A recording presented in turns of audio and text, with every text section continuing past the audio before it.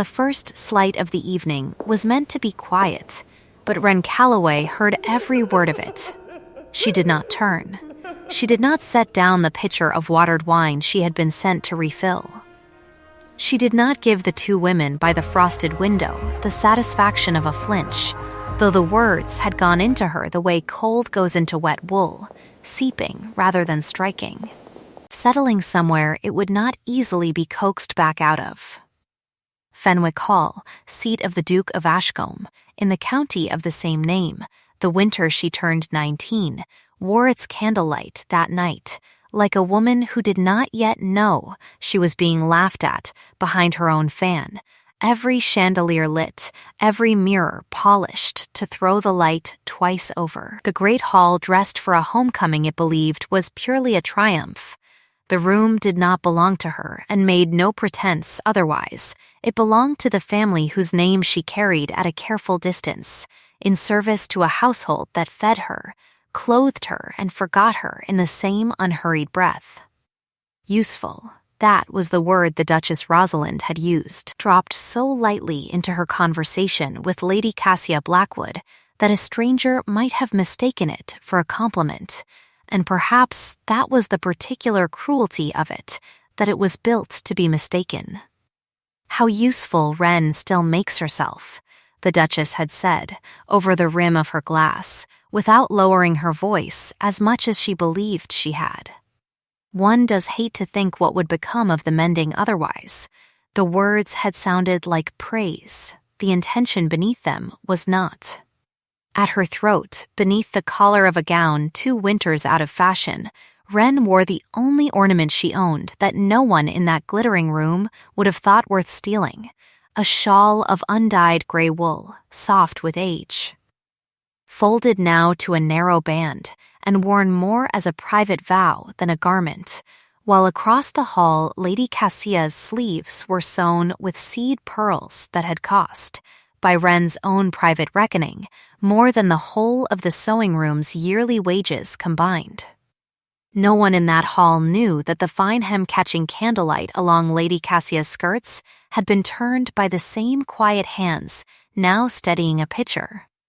or that an hour before the doors opened, those hands had also caught a fallen taper an inch from the drawing-room drapery and smothered it without a sound, so smoothly that not a single guest arriving through that doorway ever knew how close. The evening had come to catching fire around them. No one saw. That too was familiar. A house always knows more about who holds it up than the house is willing to say aloud, and the ones who go unthanked longest are, without fail, the ones whose absence would be noticed first. There is a particular kind of grief reserved for people who are indispensable and invisible in the same breath, and society has never yet found a name honest enough to give it. The music did not pause. No one turned to look at her. The frost on the window went on being frost, indifferent to which side of the glass held the greater cold. She had not always been a girl who let words land and pass through her like weather. There had been a house once, small and low-ceilinged, in the village of Hollow Fen, that smelled of tallow and lanolin and the particular sweetness of threadwax, where a woman named Marta Calloway had sat every evening by a single candle with a needle held steady between 2 fingers, teaching her only daughter that a stitch set crooked in the dark was still a stitch set crooked in daylight, and that the difference between a thing done well and a thing merely done was a difference the eye could always find, even when it did not know it was looking. Wren's father had been a wool merchant of modest fortune and immodest kindness, dead of a fever before she could properly remember his face, and her mother had followed him into the ground before Wren turned 11, leaving behind a girl, a Bible, a wooden workbox with a cracked lid, and the gray shawl, spun the winter before the fever came, unfinished at one corner, where the last few rows had been set by hands too weak to hold tension evenly. A flaw Wren had never once considered mending. The wren sings loudest before sunrise. when no one thinks to listen, her mother used to say, running a thumb along a hem the way another woman might touch a rosary. And though the girl had not understood it then, she had carried the sentence the way she carried the shawl, folded small, kept close, taken out only when the cold demanded it. It was Prudence Calloway, her father's elder sister, who had taken the orphaned girl in, not from tenderness so much as from a sense of what was owed to blood, and what blood, properly managed, might in turn be made to owe. Prudence held a modest but respectable post at Fenwick Hall, manager of the household's needlework and linens, a position that granted her just enough proximity to grandeur to resent the distance still remaining, and she had discovered, within a year of her niece's arrival, that the girl's hands did something with a needle that her own, however diligent, had never quite managed. Rather than let that discovery diminish her, Prudence had folded it neatly into her own advancement. There is no more efficient thief than the one who convinces the victim that theft is generosity, and Prudence Calloway was, in her own quiet fashion, an artist of that particular arithmetic. Every gown of consequence to leave the sewing room at Fenwick Hall in the last 5 years had gone out under the invented name of a modiste in the capital. A Madame Ferrers who did not exist, whose reputation Prudence tended like a hothouse flower, while the actual hands behind the work went home each night to a narrow room under the eaves and were told, with a warmth that always sounded almost like love, how useful she was, how fortunate that she did not mind, how it was, after all, a kindness to be given honest work at all. The gown Lady Cassia wore that very evening, ivory silk, seeded with pearls in a pattern of climbing briar roses, had been drawn, cut, and stitched entirely by Wren Calloway over 11 weeks of candlelit evenings, and not one soul dancing beneath the chandeliers that night knew her name in connection with it, least of all the woman wearing it, who had complimented Madame Ferrers's genius to 3 separate dinner parties without once suspecting that genius slept above the linen room and rose before dawn to lay the morning fires.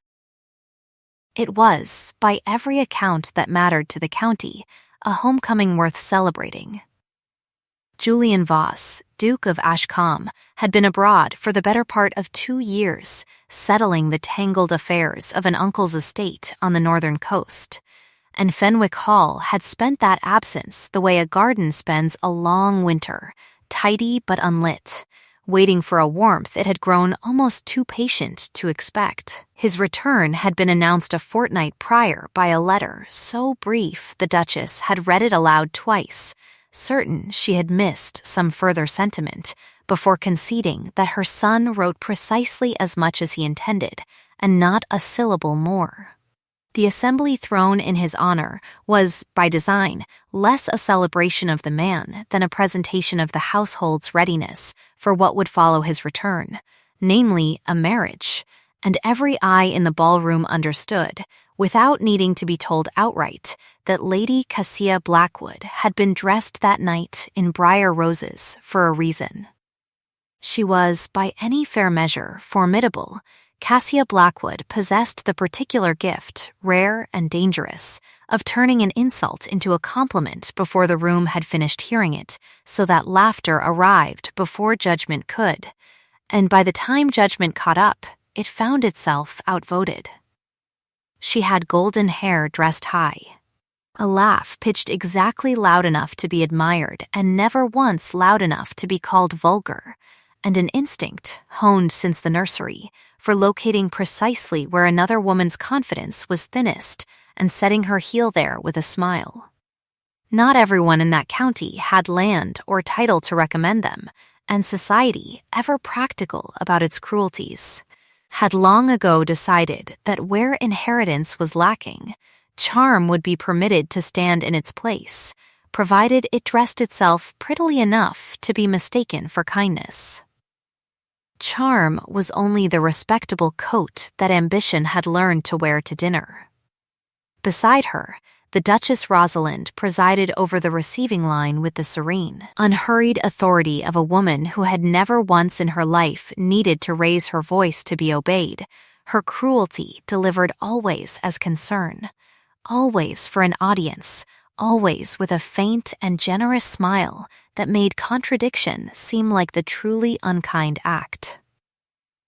It was the Duchess who noticed, midway through the second dance, that the hem of Lady Cassia's overskirt had caught on the buckle of a passing officer's boot and torn a hand's width of briar rose silk loose along the seam, and it was the Duchess who, casting her eye about the room and finding Wren stationed dutifully near the refreshment table, raised her voice just enough to be heard by the nearest dozen guests and called her forward by name.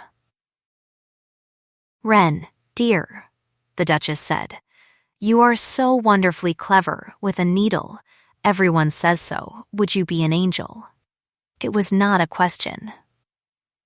Lady Cassia turned with a smile already arranging itself, gracious and pitying in equal measure, and by the time Wren had crossed the floor, a small clearing had opened around them, the way water opens around a dropped stone, guests drawing back not from courtesy, but from the animal instinct that recognizes a spectacle assembling itself and wishes a clear view of it.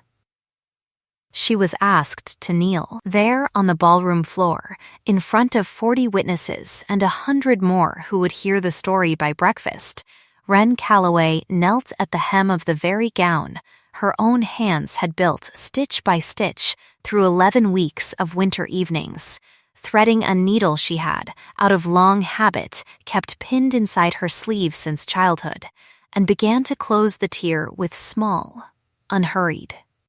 exact stitches, while Lady Cassia stood above her making pleasant conversation with a cluster of admirers over the top of her head, as though the kneeling girl were a piece of furniture that happened to be useful just then, and the room, watching, permitted itself the particular laughter reserved for spectacles that flatter everyone watching them by comparison.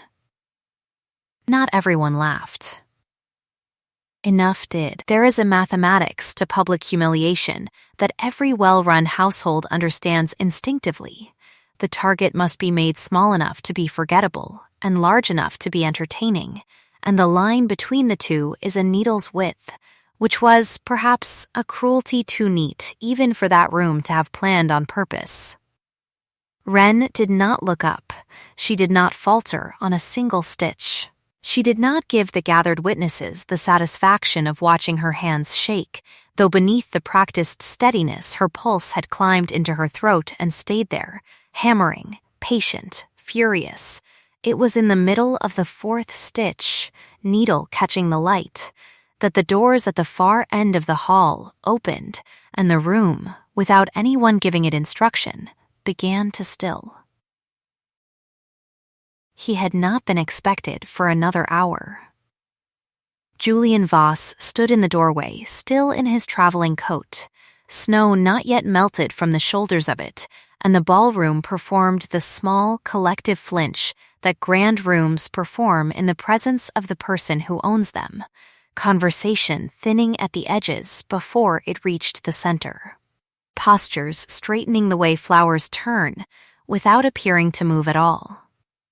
He was not a large man in the way legend tends to require, but he carried a stillness that made rooms behave as though he were, and his eyes, gray as a winter sky an hour before snow, moved once across the assembled guests and found, before they found his mother,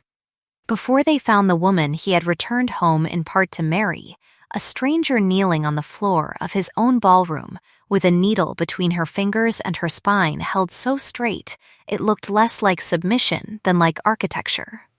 He did not cross the room. He did not raise his voice. He said nothing at all in that first suspended moment. And it was precisely that saying nothing that changed the temperature of the hall more thoroughly than any word could have. Because a man of his rank choosing silence in the face of a scene his own mother had orchestrated was, to every person present who understood the grammar of that household, its own kind of verdict. Kassia's smile did not waver, though something behind it recalculated with impressive speed. The Duchess turned, delighted, arms already opening in performed welcome, my darling boy, and the moment dissolved the way such moments are engineered to dissolve, into embraces and exclamations and the practiced noise of a family remembering, in front of an audience, how glad it was to be reunited. Ren finished the stitch. She bit the thread. She rose, smoothed her skirts, and withdrew to the refreshment table without once looking toward the doorway, though she felt, the way one feels weather changing before the first cloud arrives, that she had been looked at, actually looked at, for perhaps the first time in that house's 5 years of teaching her not to expect it. No thunder announced it. No curtain fell to mark the moment as anything other than what the room had already decided to call it, a small delay in an otherwise successful evening. The musicians, who had paused out of instinct rather than instruction, began again precisely where they had left off, and the dancing resumed as though nothing at all worth remembering had happened on the floor a moment before. Which was, Ren thought, folding the memory away with the same practiced economy she folded the gray shawl, very nearly the truest thing anyone would say about that night. She found Bess an hour later in the narrow passage between the kitchens and the linen room, where the noise of the ball thinned to a distant underwater hum and the air smelled of beeswax and cold stone instead of hothouse flowers. Bess was 2 years older, broad-shouldered and quick-tongued, a lady's maid to no one in particular, and confidante to nearly everyone below stairs. And she took one look at Ren's face in the candlelight and did not bother pretending she hadn't already heard 3 separate versions of what had happened in the ballroom. "Well," Bess said, setting down the tray of forgotten glasses she'd been sent to collect, "at least you didn't cry in front of them." "I wasn't going to cry," Ren said. "I know," Bess said. "That's what I said. I said, she won't have cried. Not her. She'll have sewn that seam so straight it'll outlast the marriage." It was not a joke exactly, though it was delivered like one, and Ren felt the words land somewhere just beneath the ribs, precise as a stitch.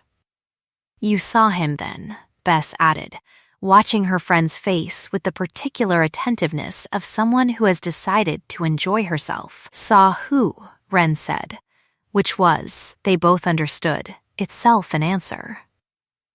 Bess only smiled, the smile of a woman who has decided not to press a point she is confident time will press for her, and reached out to straighten the gray shawl where it had slipped from Ren's shoulder, an unthinking, sisterly gesture that undid, in one small motion, more of the evening's damage than any speech could have. "He didn't laugh," Bess said, more gently now.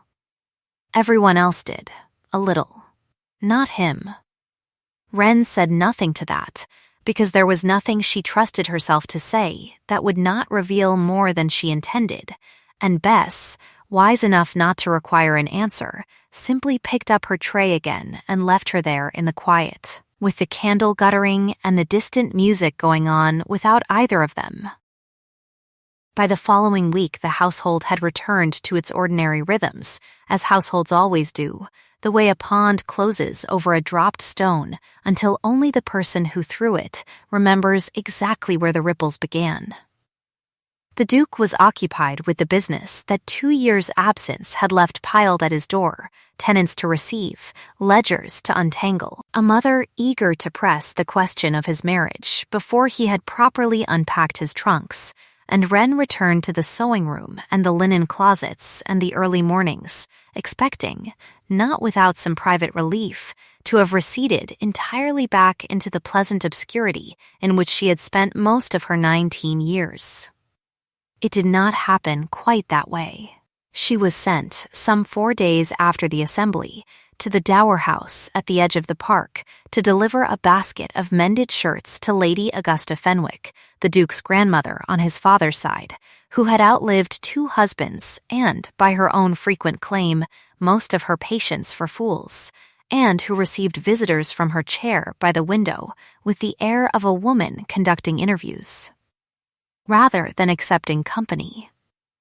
Lady Augusta examined the mending with the narrow, assessing eye of someone who had once done such work herself and had not forgotten how, turning a cuff inside out to inspect the reinforcement stitching at the seam before she so much as glanced up at the girl who'd carried it.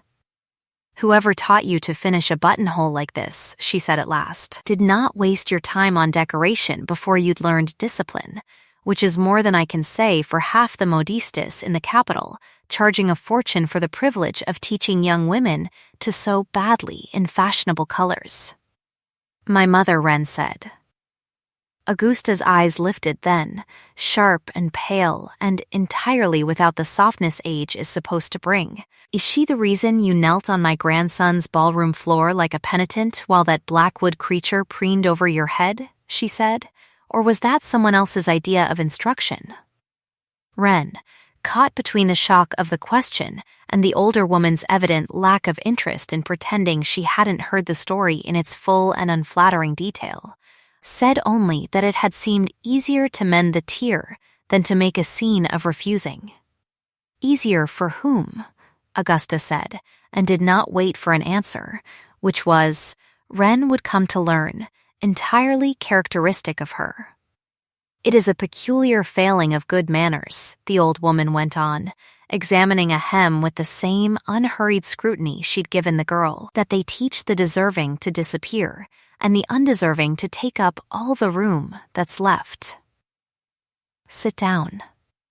You're making my neck ache, looming there like a footman."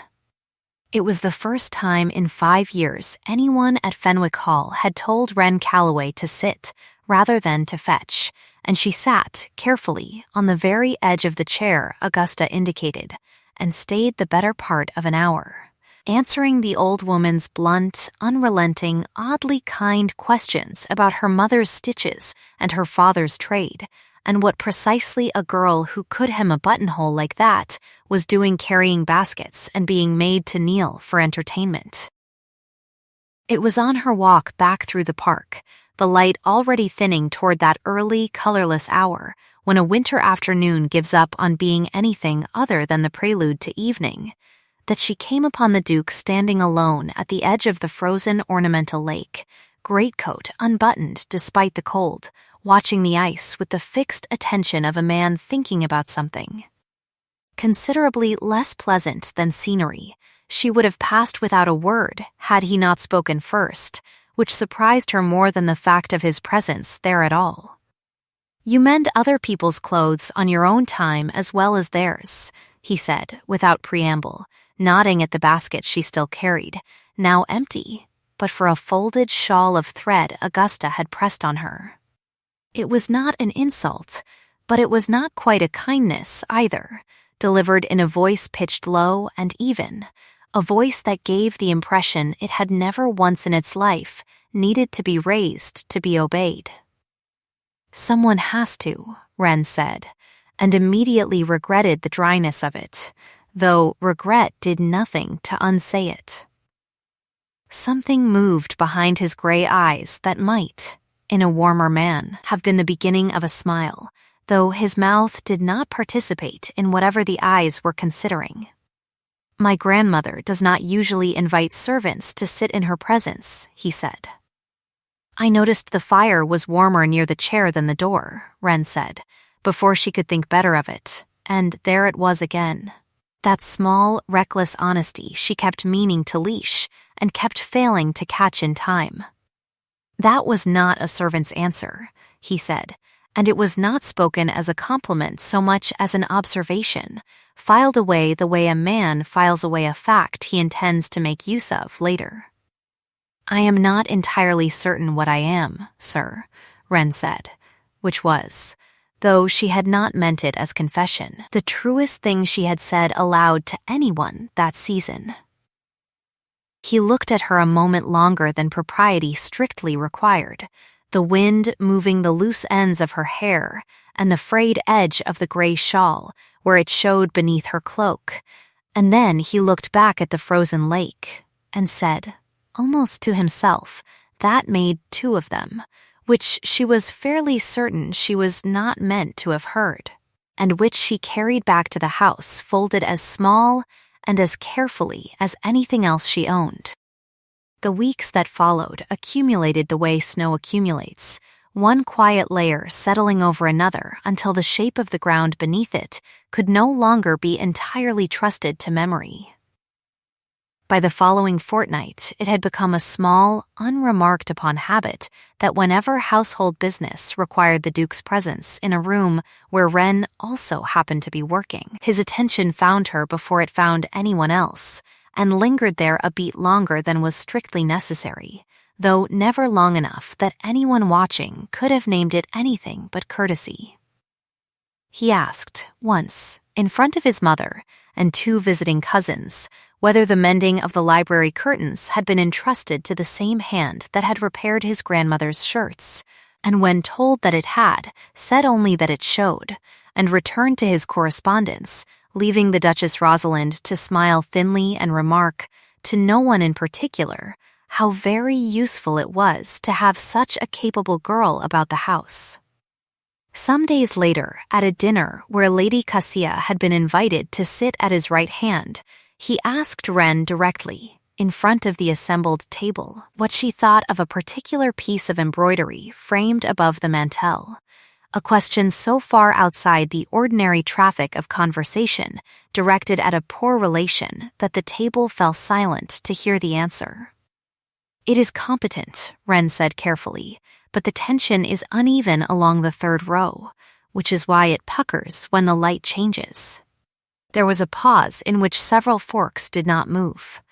Lady Cassia laughed first, a bright, easy sound designed to reframe the moment as charming rather than strange. "How delightfully particular," she said. "One must admire creativity in a person with so little else to occupy her attention," and the subtext beneath the compliment was not difficult to decode.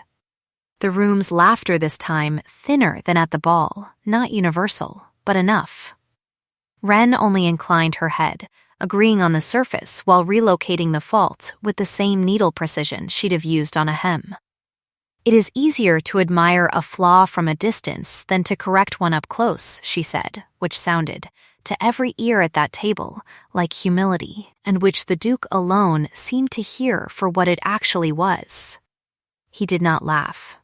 He set down his glass with a small, deliberate stillness, and said to the table at large that he found he preferred particularity to flattery in most things, which was not a defense loud enough to be called one, and was, for that very reason, the loudest thing anyone said all evening. The Duchess's mouth tightened by a fraction no one but Wren, watching from the corner where she had learned to make herself useful, and therefore forgettable, thought to notice. It is a dangerous thing, being noticed by the one person in a room whose notice cannot be safely refused, and it is a more dangerous thing still to have wanted it, quietly, for longer than one has been willing to admit. And Wren walked back to her narrow room beneath the eaves that night, with the gray shawl drawn close around her shoulders, and the small, unfamiliar, entirely unwelcome sensation of having, for the space of one sentence at a crowded table, been seen exactly as she was, and found, however briefly, worth defending. That was 2 nights before the letter arrived, though neither of them could have known it then, and in the space between there gathered instead a run of ordinary days that felt, to Wren at least, like the first true spring she had known inside that house, though the calendar still insisted on winter, and the ice on the ornamental lake had not yet begun to soften. The Duke found reasons, increasingly transparent even to those who wished not to see them, to be present in rooms where the household's mending was done. He asked twice more, for her opinion on matters no one else thought to ask a poor relation's opinion about, a disputed line of verse, the placement of a portrait, the true color of a particular dawn sky over the northern coast he had lately left, and each time her answer came back plain and unadorned and entirely her own, he received it the way a man receives water after a long dry season. Without comment, without visible gratitude, but with a stillness that Bess, watching from doorways with the sharp-eyed patience of a woman who had appointed herself unofficial chronicler of the whole affair, swore was the loudest thing she had ever seen a man do while saying nothing at all. It is a strange arithmetic, wanting a thing and being trained since childhood never to reach for it. And Wren had grown so skilled at the discipline of not reaching that she scarcely recognized the ache in her own chest as want, until it had already rearranged the whole shape of her days around the hours she might, plausibly by accident, be in a room he also occupied. Not admiration, she told herself, not yet, only recognition. The ordinary human relief of being seen clearly by someone whose seeing carried consequence, though even as she framed it that carefully she understood she was lying to herself, with the same needle precision she used to close a seam, small stitches, invisible from any distance, holding nonetheless. Lady Cassia noticed before the Duchess did, because charm of Cassia's particular variety is, at its foundation, a highly refined instrument for detecting where a room's attention has quietly relocated, and she began, in those weeks, to sharpen what had been idle cruelty into something with a clearer purpose behind it. The barbs did not grow louder, they grew more precise.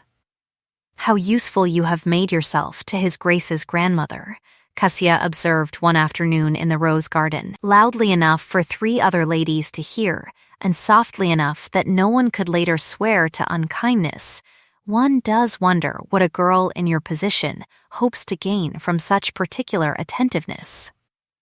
The words sounded like curiosity. The intention beneath them was not.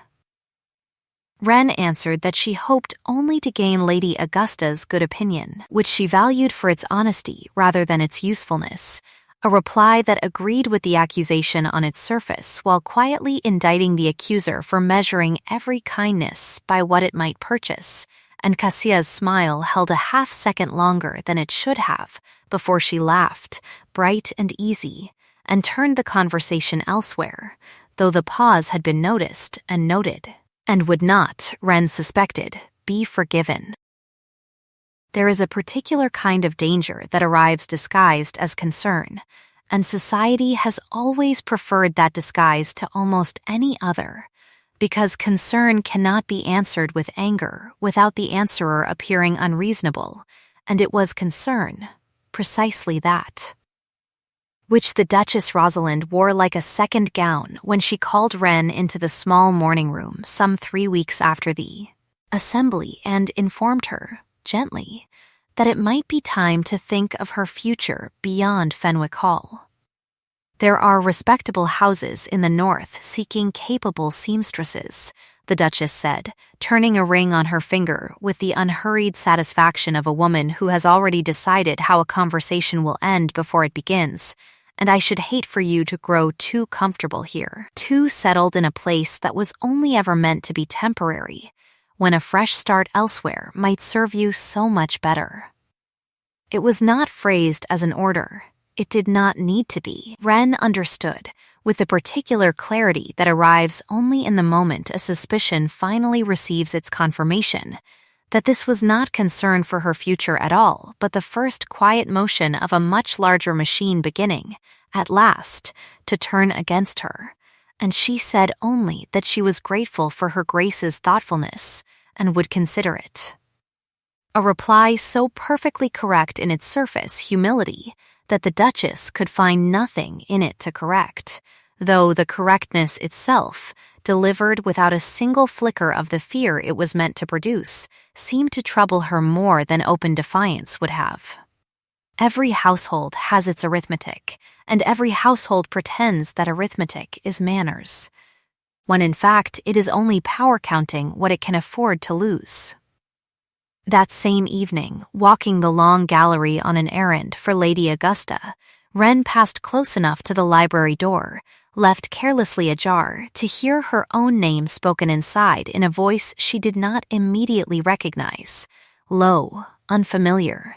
A solicitor's voice, perhaps, or a steward's, discussing terms and contracts and the Blackwood family's patience running thin. And beneath it, unmistakable, the Duchess Rosalind's voice observing that certain distractions had lately made themselves rather too visible for comfort, and that something, she was sure, could be arranged to remove the distraction cleanly before it became an embarrassment no one could pretend not to notice. Wren did not stop walking. She did not press closer to the door. She carried the basket of mending onto the dower house exactly as she had been sent to do, and said nothing of what she had heard to anyone. Not even Bess, because there is a particular kind of dread that shrinks the moment it is spoken aloud, and Wren was not yet ready to test whether saying it would shrink the dread or only make it real. The letter came 11 days later, delivered not to Wren, but to the Duchess Rosalind's own hand by a messenger no one in the household could later identify, sealed in plain paper, and addressed in a careful, disguised hand to her Grace's particular attention regarding a matter of the household's honor. It claimed, in language dressed in the borrowed solemnity of a legal deposition though signed by no one at all, that the girl known as Wren Calloway was no true niece to the woman who called herself her aunt, that her mother had in fact been a servant in the Calloway household disgraced and dismissed some 20 years prior, and that the child born of that disgrace had been quietly smuggled into a dead man's family tree by a sister eager to avoid scandal, meaning that the creature presently sewing linens under the Duke of Ashcombe's own roof, presently receiving his grandmother's confidence and his own uncomfortable attention, was in fact no relation to anyone in that house at all, but a fraud of unknown parentage who had spent 5 years quietly, patiently, deliberately working her way toward exactly the position she now occupied. It was, the letter noted with a delicacy that made the accusation somehow crueler, a matter her Grace would surely wish addressed with discretion, before it became the sort of story that damaged reputations far beyond the girl's own. Rosalind did not summon Wren directly. She summoned, instead, a small family conclave in the drawing room the following afternoon. Prudence Calloway pale and rigid in a chair by the window. Lady Augusta arrived uninvited and entirely unwilling to be excluded,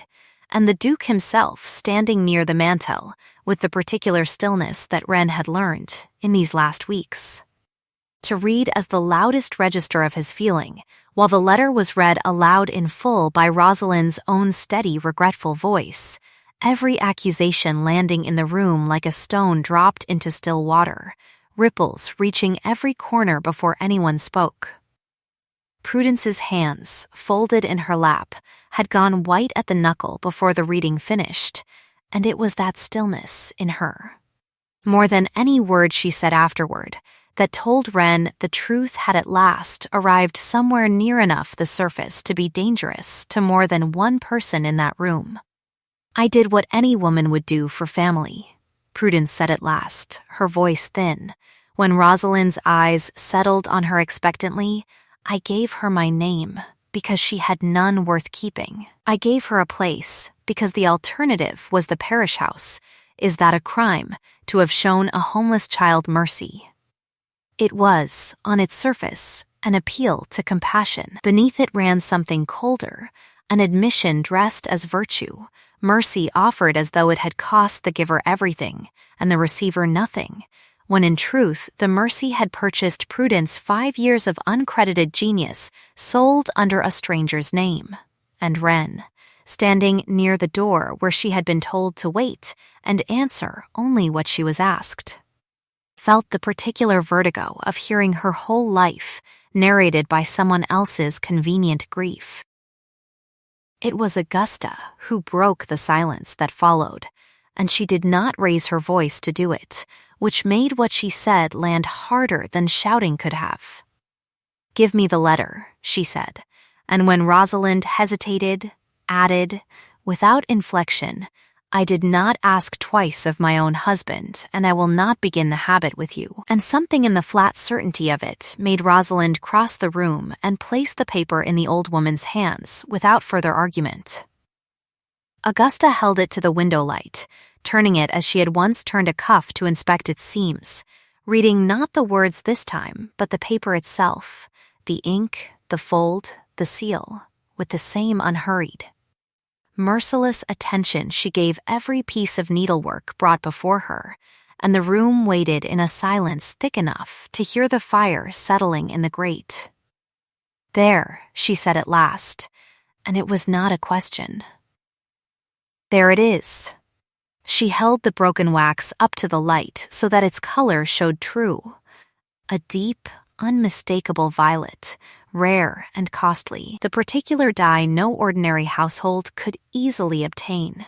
The dye that Wren herself had once watched Lady Keziah's own maid melt onto a stack of correspondence bound for the capital not 3 weeks prior, a color Augusta had recognized on sight because she had spent 60 years learning to notice exactly the kind of detail everyone else in a room considered beneath their notice.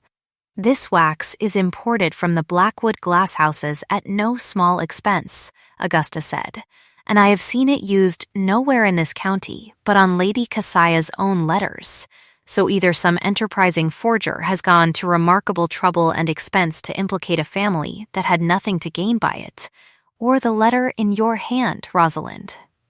was sealed in the very room where you have lately been taking your afternoon tea." No one spoke. The fire popped once in the grate, a small, ordinary sound made suddenly enormous by the silence around it. It is a peculiar mercy of small physical facts that they do not lie the way people do,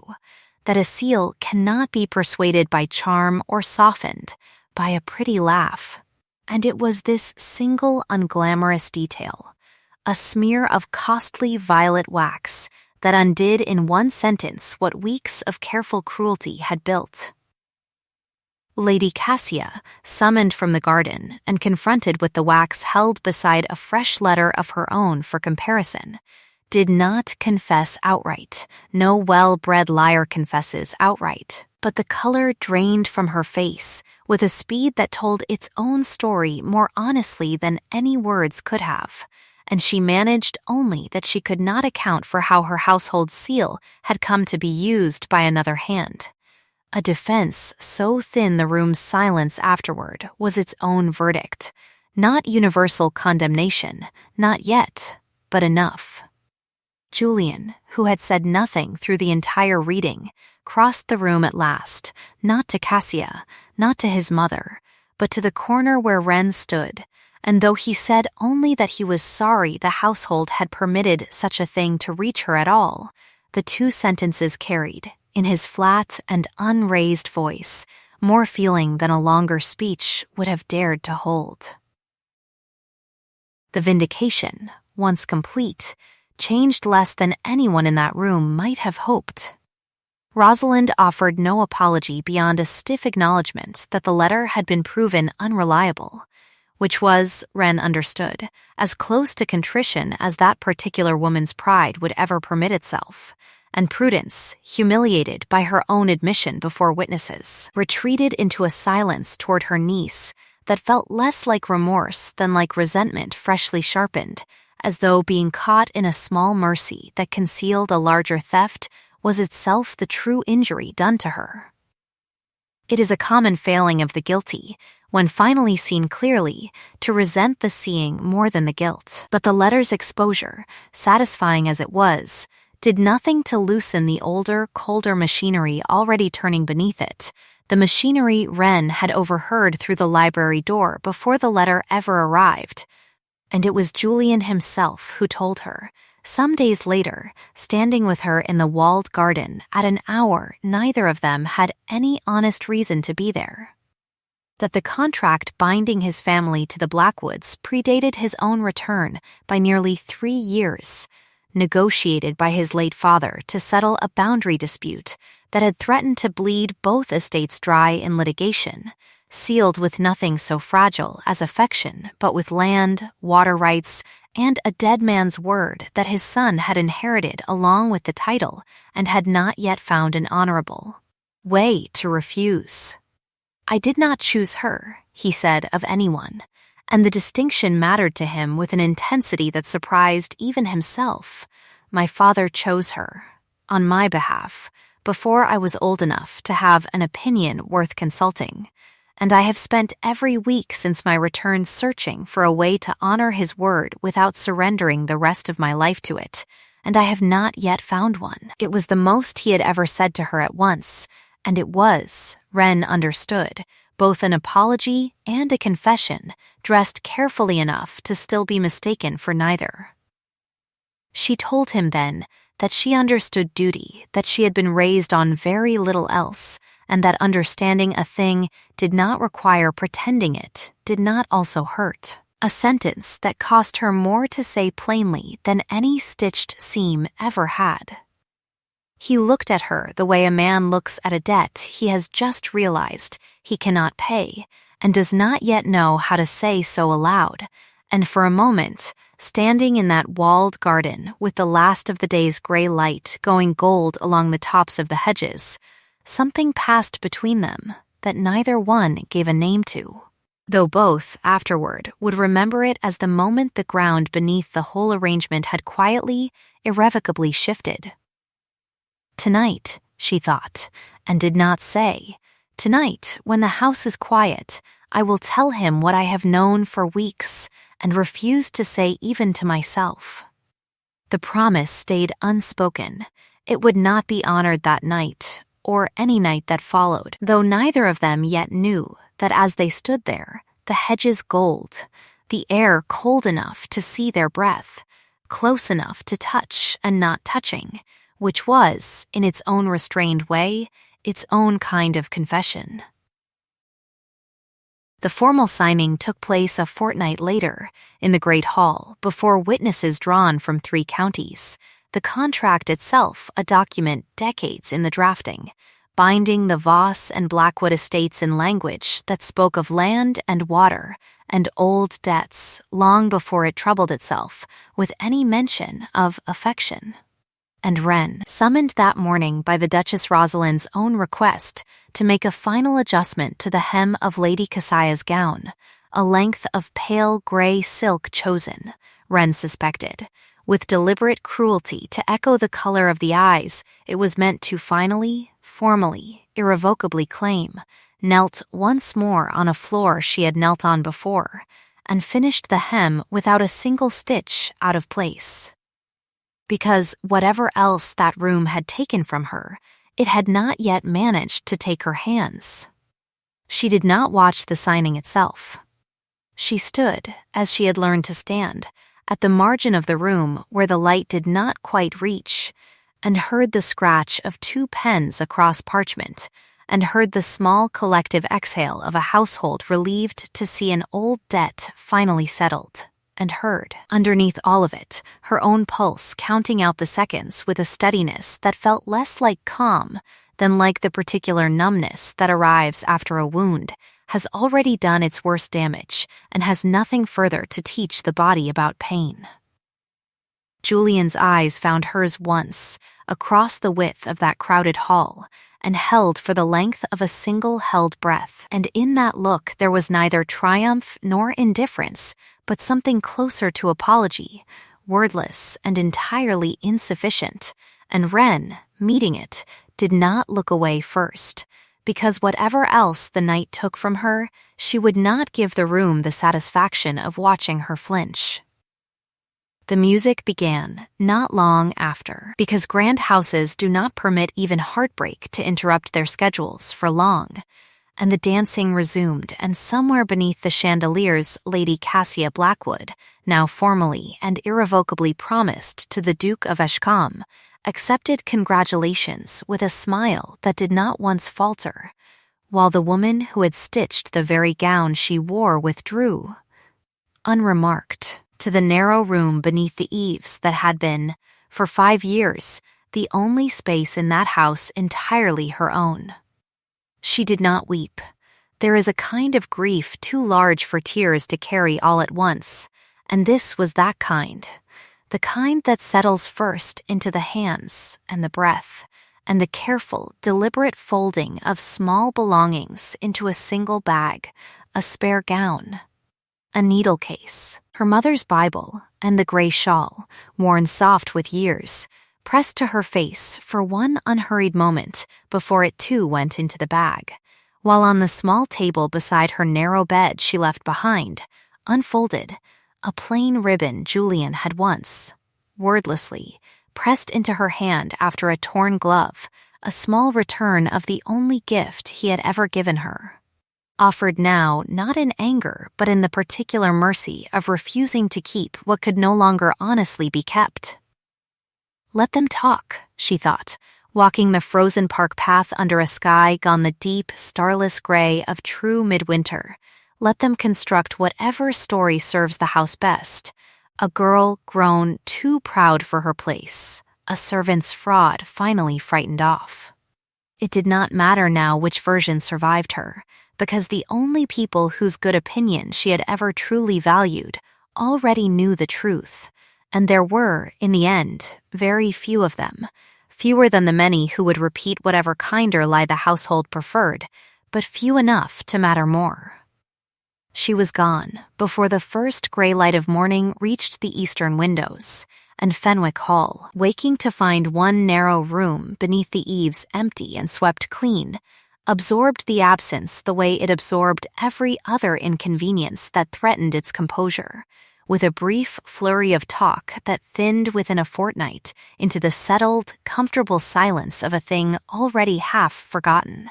though not, as it happened, forgotten by everyone.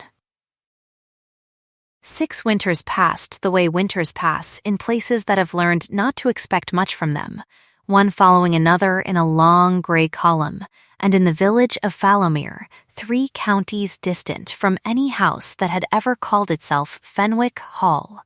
A woman known to her neighbors as the Widow Ash kept a small cottage at the edge of the green. Took in fine needlework for the modest gentry of the district, and raised a boy whose laugh carried farther across a market square than any child's laugh had a right to. She had chosen the name for its plainness, ash being a tree no one troubled to admire, gray-barked and unremarkable until autumn, and she had chosen widowhood for the same plain reason a woman chooses any coat cut to keep the weather off rather than to be admired. A fiction that shielded her son from a truth the world would have made him pay for at an age too young to understand the debt. Robin, she had named him, for no reason she ever gave anyone but the private, unspoken one that a wren does not raise a wren. A wren raises whatever creature dawn happens to bring her, and something in the name had felt, from his first cry, less like a choice than like a recognition. He was 5 years old that spring, then 6 by the autumn the fair came round again to Falomir's Green.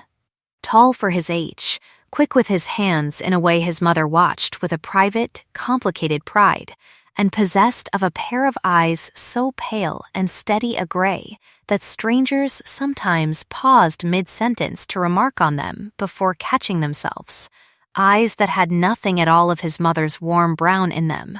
eyes Wren saw every single day, and had long since trained herself not to flinch. From the way one learns, eventually, not to flinch from any old scar simply because the weather has turned. The wren sings loudest before sunrise, she told him some nights, tucking a blanket no finer than serviceable around his shoulders, when no one thinks to listen, and he would ask, as children do, what that meant. And she would tell him only that it meant a person's worth was not the same thing as a person's notice, a lesson she had spent 6 years teaching herself as much as him. Thistledown Fair came to the green every autumn with its ribbon stalls and its fiddler and its pens of driven sheep.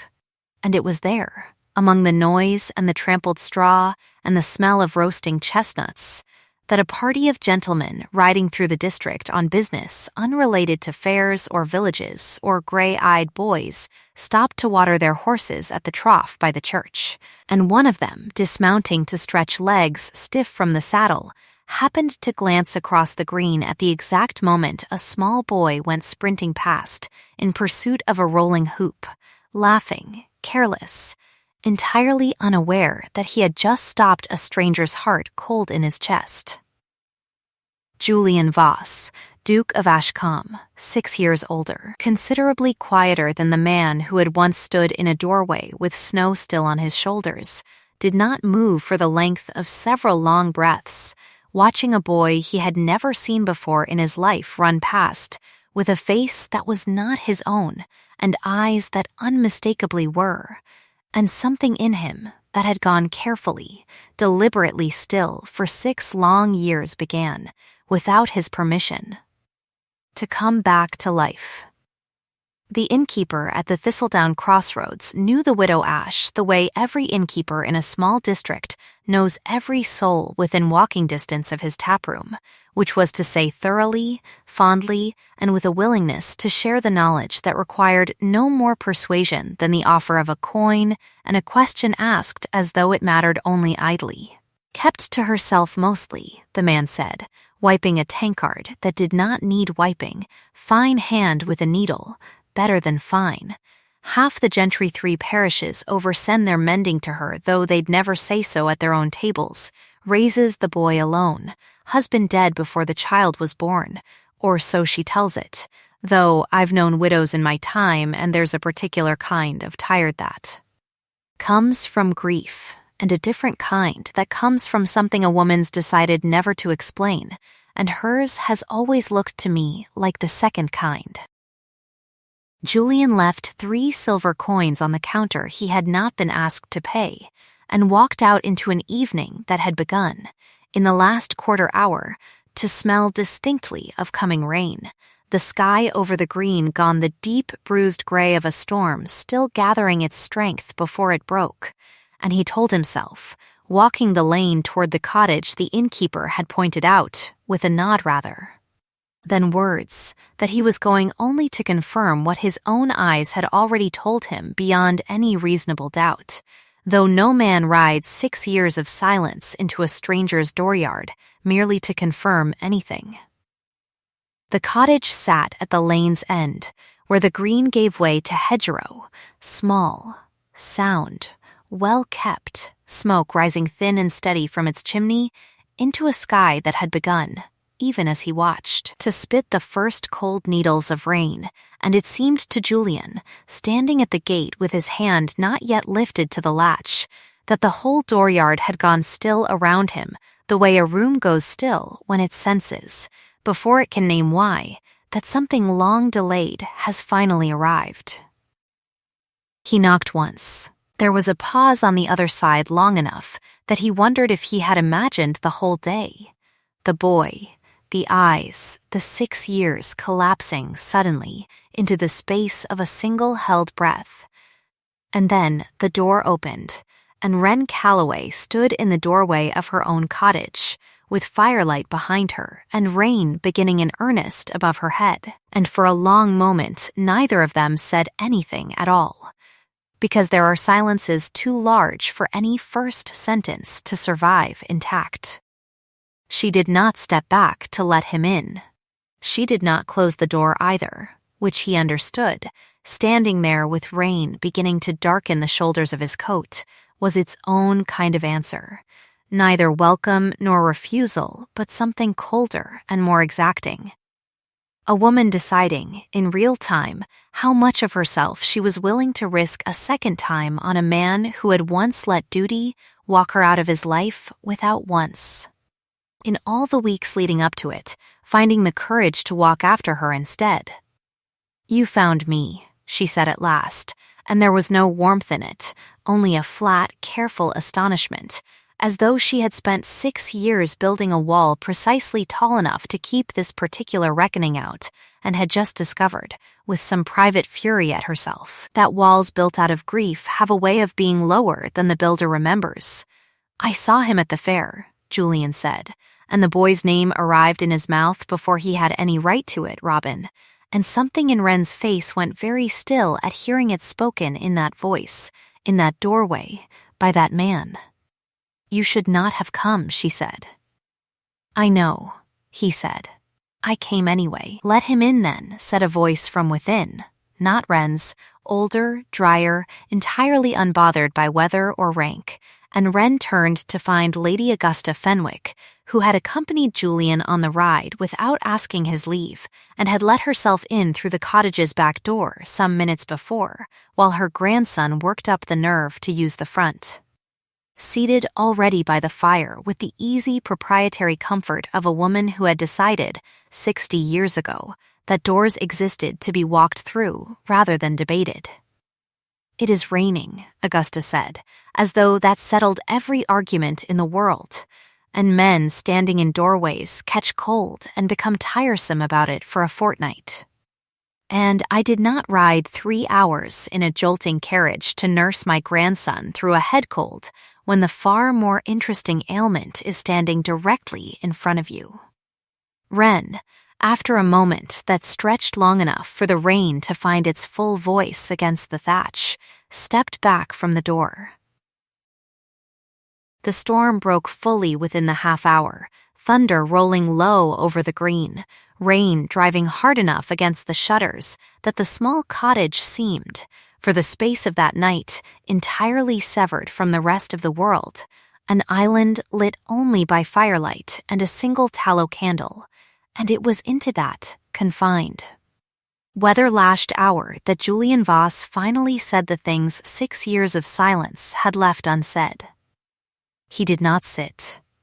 He stood near the door at first, the width of the small room between them, and crossed it only by degrees, a step for every true thing he made himself say, as though the distance itself were a debt he intended to pay off honestly rather than all at once. "I did not come tonight because a house needs an heir," he said, and did not move. "I did not come because a boy with my own eyes deserves my name, though God knows he does, and I mean to give it to him whether or not you ever forgive me for the 6 years he went without it." He took a step.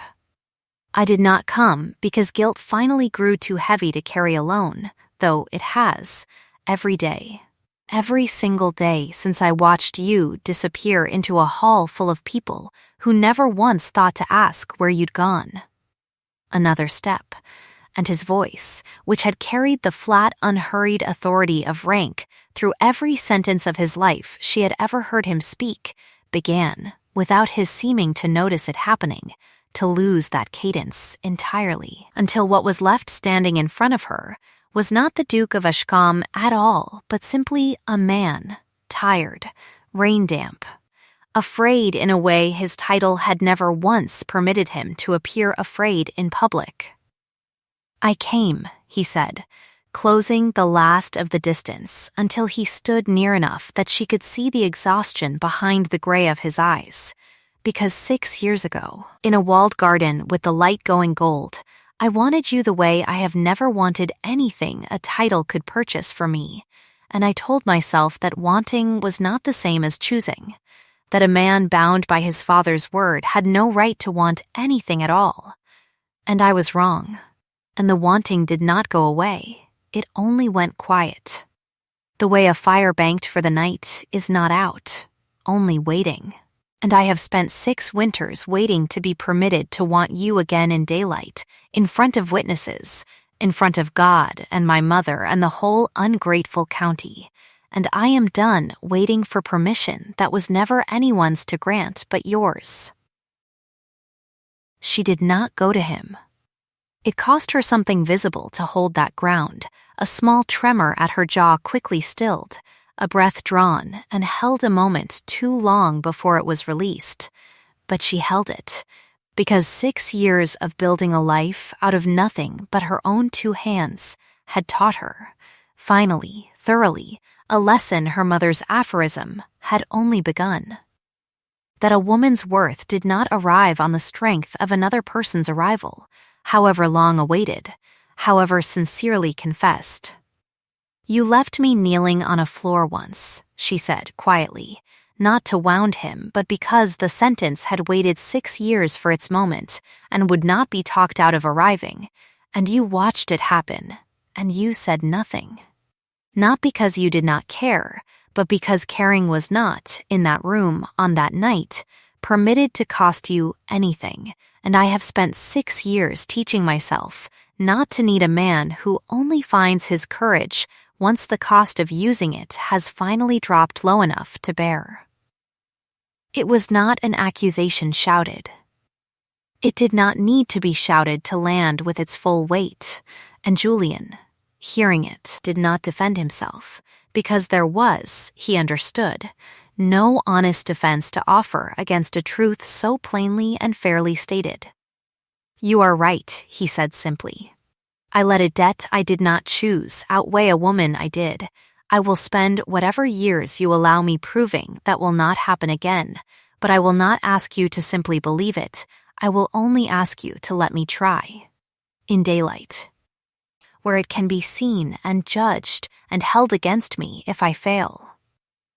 It was, of all the things he had said that night, the one that seemed to reach her most, not the confession, not the anaphora, not even the naming of his son, but the plain, unadorned offer to be watched and held accountable rather than simply trusted on the strength of a beautiful speech. And it was at that moment, with the storm still hammering the shutters and Augusta pretending, none too convincingly, to be absorbed in the fire, that a small sound came from the stairway behind them, and both turned to find a boy of 6 standing barefoot on the bottom step in his nightshirt, roused by the thunder, staring up at the strange man with an expression of frank, unafraid curiosity that belonged, unmistakably,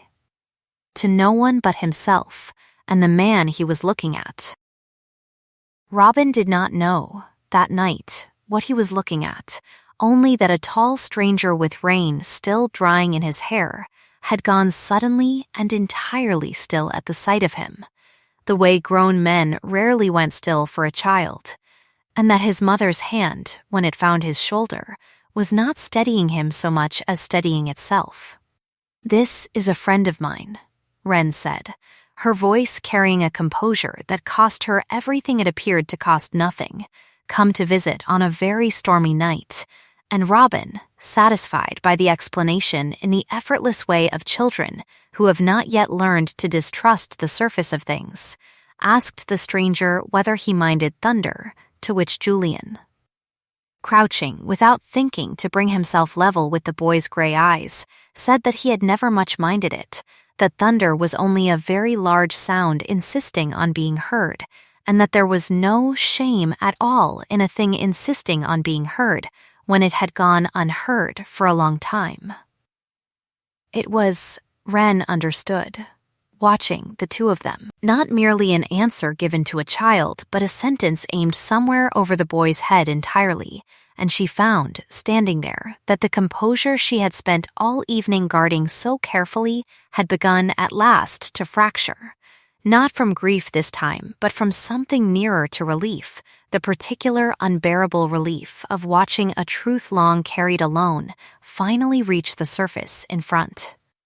of a witness who would not flinch from it. She did not sob.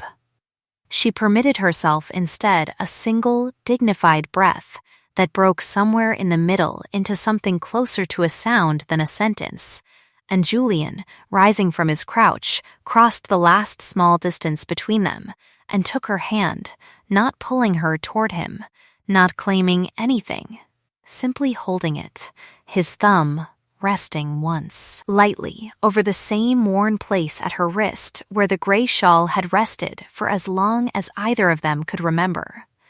And he did not let go, not when Robin asked what was wrong with her eyes, not when Augusta rose at last from her chair by the fire and remarked, dryly, that it had taken the two of them appallingly long to arrive at the obvious. Not for the length of that whole storm-lit hour, and it was that, more than any word spoken, the simple, unbroken fact of a hand not released, that told Wren, more surely than any anaphora could have, that this time the wanting had finally been permitted to cost him something, publicly, permanently, and had been offered anyway. "I did not ask you here to be forgiven tonight," he said, some while later, when the storm had thinned to a steady, ordinary rain, and Robin had been coaxed back to bed with the promise of a story tomorrow from a stranger who, the boy had already decided, with a child's uncomplicated speed, was worth keeping around. "I did not come because a title requires a wife by a certain age. And I did not come because a son requires a father's name recorded properly in a parish book. And I did not come because my mother has grown tired of an empty nursery and says so at every dinner she can arrange to have me attend." Wren watched him, waiting, the fire throwing long gold light across a face she had once believed she would spend the rest of her life not seeing again. "I came," he said, "because 6 years ago, in a garden, in a hallway, in 100 small rooms, where no one of any consequence was watching either of us, I wanted nothing in this world so much as to be the person you turned to when the day had gone badly. And that wanting has never once required an audience to be true, and it is the only reason I trust enough to build anything else upon. Will you have me?" he asked, not as a duke asking a favor of a fortunate girl, but as a man laying the whole of himself down on a table and waiting, without any certainty at all, to learn whether it would be picked up. "Not because you are a duke," Wren said, and the words came slowly, each one tested before it was spent. "Not because Robin needs your name recorded in a parish book. Not because a county full of people who once watched me kneel on a ballroom floor would finally have to watch something else instead." "Yes," she said, and here her voice steadied into something that rang, in that small firelit room, with the particular clarity of a bell struck true, "because I wish it, because when no one at all was watching, in a walled garden, in a hallway. On a night I told myself I had stopped hoping for, I wanted you the same way, and I find, 6 years later, rain-soaked and unannounced on my own doorstep, that I still do." He did not kiss her that night, though it was plainly the thing his whole body wanted, because the moment called instead for the smaller, larger gesture of simply keeping her hand in his through the rest of that long storm. And it was in that unhurried, unclaiming stillness, more than in any grander declaration, that both of them understood the 6 lost years had finally, quietly, been forgiven, not erased, never erased, but forgiven, which was, in the end, the only kind of mending either of them had ever really trusted.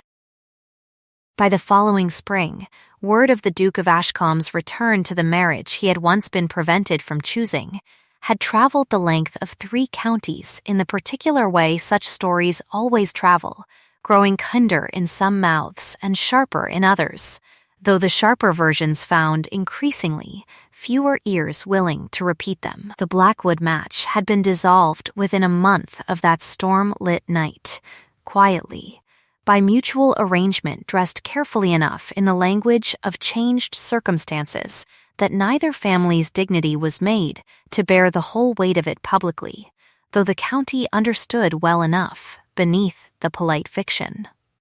precisely what had changed, and precisely whose fault the changing had been. Lady Cassia Blackwood married, within the year, into a family of comfortable means and considerably diminished consequence, her father's estate having suffered, in the aftermath of a certain letter's exposure, the particular erosion that follows any household once suspected, however unprovably, of forging another family's ruin, an erosion no charm, however finely tuned, had proven equal to reversing. The Duchess Rosalind, chastened first by her mother-in-law's unrelenting scorn, and second, more slowly, by the plain evidence of her son's transformed happiness, made her peace with the marriage in the manner such women always eventually do, by claiming, within a year, to have suspected all along that the girl had unusual promise, a small, self-serving revision of history that Augusta greeted with an eye roll so pronounced it nearly qualified as its own form of communal entertainment. Prudence Calloway kept no place at Fenwick Hall after the truth of her invented modiste came fully to light before the whole household, though the mercy Wren insisted upon. Over Augusta's objections and her own better judgment, ensured her aunt a modest cottage and a small pension in a neighboring parish, rather than the ruin such a fraud might otherwise have earned her.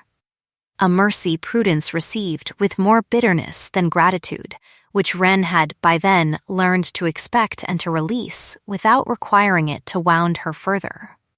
Not every debt is settled by punishment, she told Bess once. That spring, some debts are only settled by refusing to let them shrink you into someone as small as the person who created them.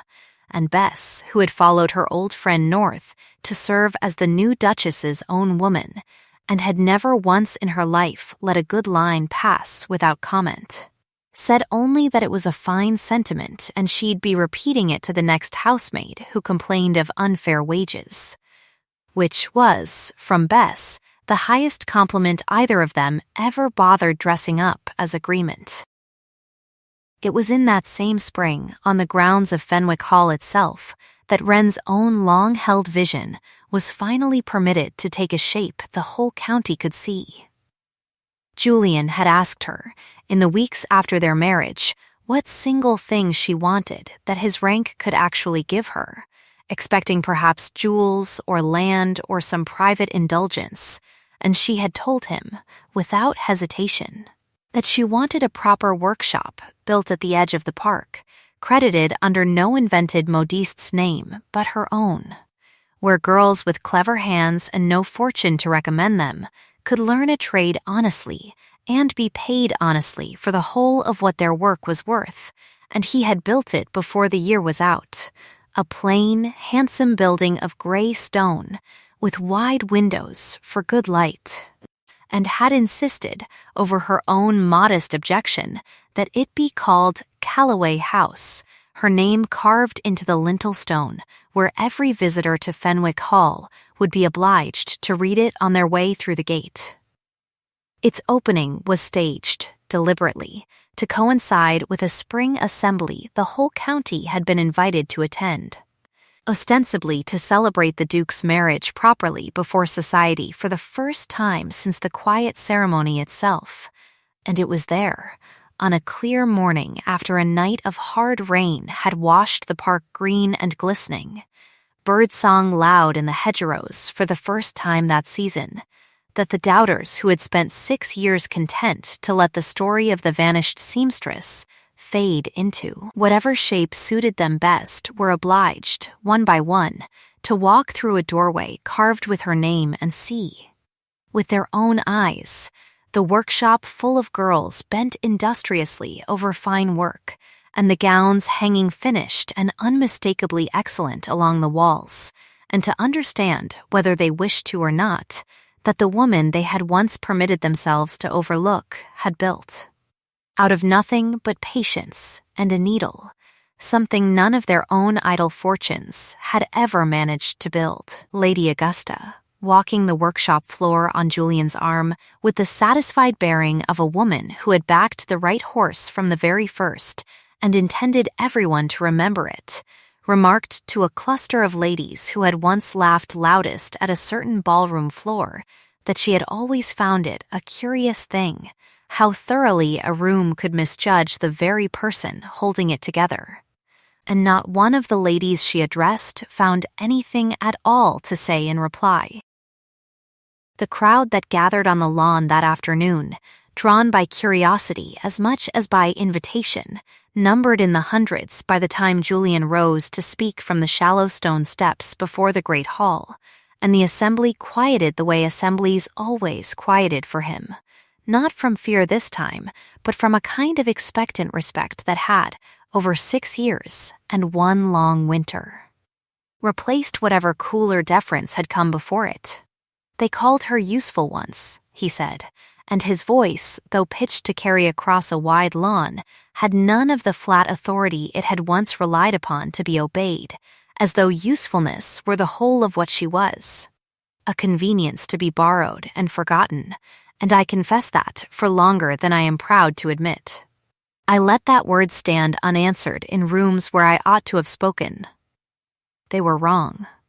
The words landed plain and unadorned across the still lawn, and the crowd, hearing them, went very quiet. The particular quiet of an audience, recognizing that something true is about to be said in a place accustomed to hearing only what was comfortable.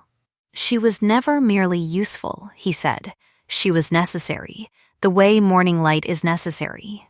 unnoticed by the very rooms it fills until the day it is withheld, and there is a difference the eye can always find once it has finally learned to look.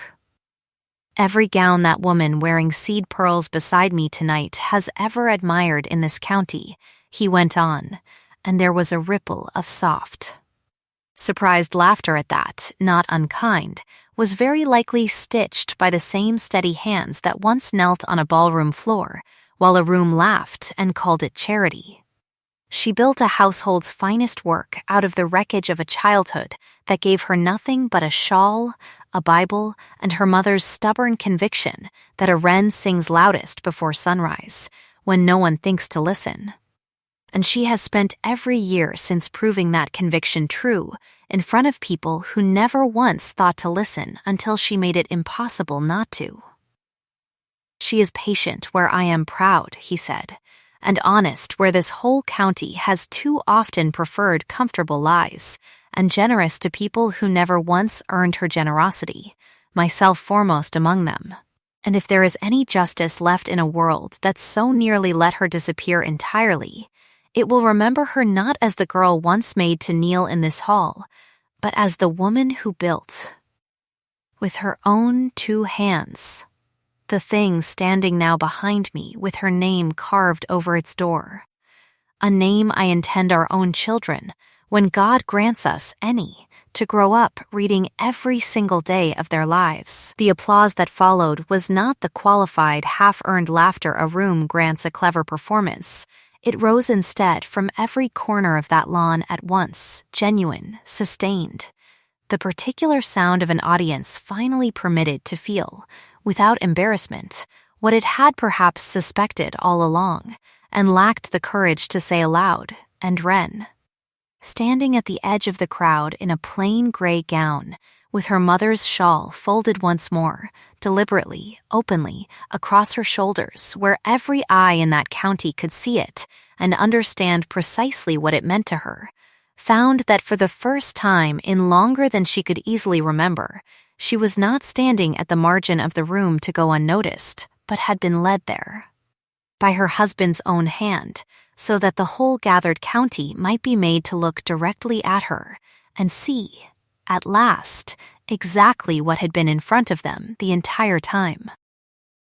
She was always worth believing in, Julian said once more, quieter now, meant less for the crowd than for the small family standing nearest him, Robin gripping his mother's hand on one side and reaching, with the fearless simplicity of a child who had decided months ago that this was simply how things were arranged now, for his father's hand on the other, and it did not take a storm, or a letter, or 6 lost winters to make that true. It only took someone willing, finally, to look. The rain that had scoured the park clean the night before had long since burned off beneath a wide, clear morning sky, the exact soft gray of dawn easing gradually toward gold, storm and sunlight meeting in the same unhurried hour, the way grief and reconciliation had met in that small firelit cottage months before, and as the crowd's applause settled at last into the low, contented murmur of a gathering already turning its attention toward the tables of food and the music beginning to tune itself somewhere near the terrace, Wren felt Julian's hand find hers the way it had found it that first storm-lit night, not claiming, only holding, his thumb resting once more against the worn place at her wrist, and she understood, standing there in the washed morning light with her son's small hand in one of hers and her husband's steady one in the other. that nothing about the years ahead of them would be simple, that duty and rank and the slow work of mending a county's opinion would go on demanding patience long after that morning's applause had faded, that it was not, and would never be,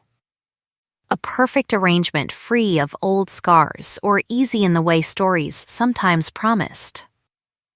It was, instead, only shared, hers and his and their sons together, plainly and completely shared, in daylight, in front of witnesses, in front of a whole county that had finally, however belatedly, learned to look. And as the three of them turned together toward the doorway, carved with her own name, hands joined and unwilling to be the first to let go, Wren found that this, simple as it was, imperfect as it would surely remain, was more than enough.